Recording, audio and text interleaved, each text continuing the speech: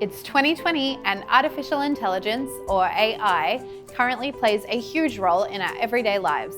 Think about it. You've got voice-activated smart homes, Netflix providing you with recommendations based on your interests and viewing history, or even Google Maps telling you the best way to get to work this morning based on traffic patterns.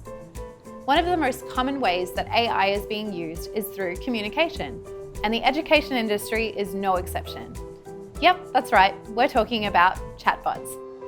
A chatbot is a tool that's used to assist brands with their digital marketing and customer support.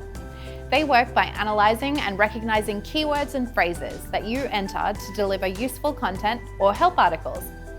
The education industry is also using chatbots to keep prospective parents in the loop 24/7. Here's how your school can put a chatbot to work, either on your school website or on your Facebook page. I'm looking for information about your next school tour.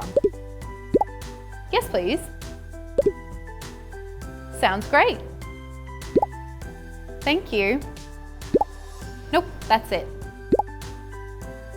If you're looking to get started using a chatbot at your school, check out our extensive post, How Chatbots Are Being Used in Education.